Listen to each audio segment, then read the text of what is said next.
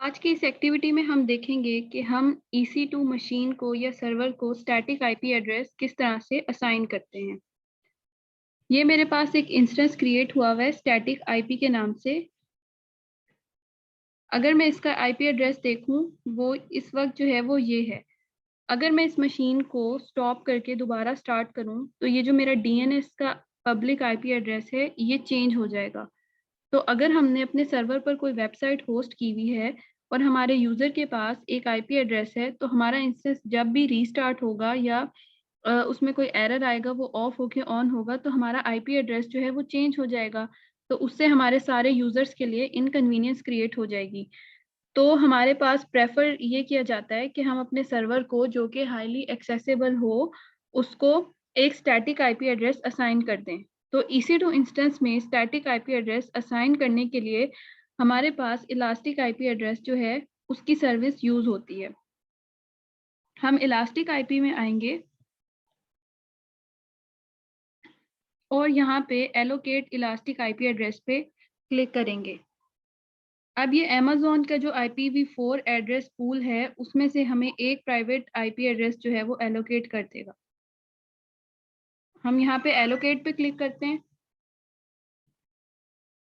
और ये वाला जो हमारे पास पब्लिक आईपी एड्रेस है, इसको हमने अपने EC2 इंस्टांस के साथ एलोकेट करना है। अगर हम इंस्टांसेस में आए, तो जो स्टैटिक आईपी एड्रेस का इंस्टांस है, उस वक्त इसके आईपी एड्रेसेस जो हैं वो ये हैं।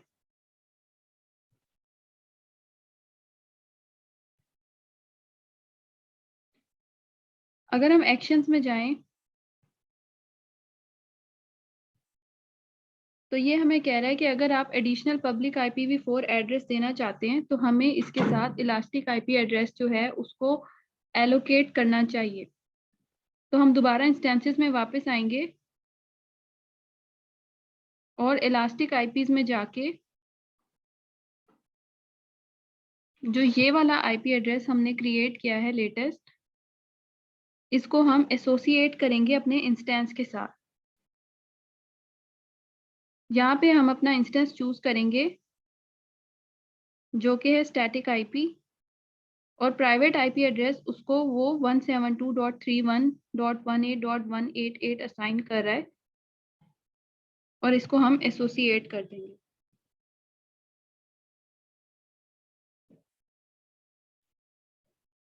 अब अगर हम अपने इंस्टेंस में जाएं,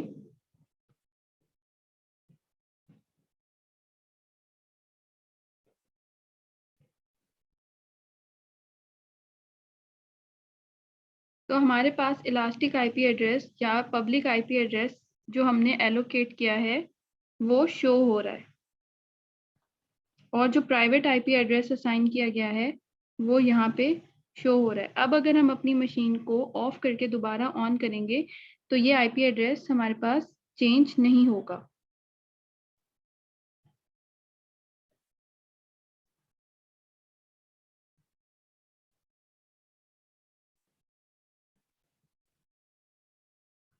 अभी ये स्टॉपिंग स्टेट में है।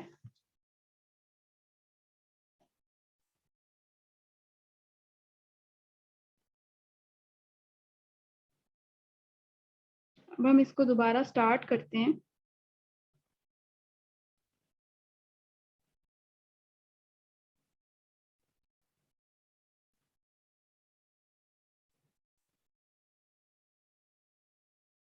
अब ये हमारा इंस्टेंस दोबारा स्टार्ट हो रहा है।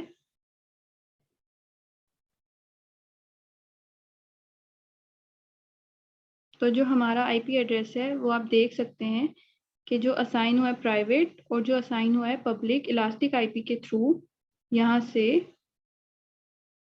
वो चेंज नहीं हुआ। इस आईपी एड्रेस के थ्रू हमने जो इंस्टेंस को आईपी एड्रेस असाइन किया है, वो हमारा इंस्टेंस रीस्टार्ट हुआ है तो चेंज नहीं हुआ। तो ये फायदा होता है हमारे पास इलास्टिक आईपी एड्रेस को यूज करने का इन EC2 सर्वर।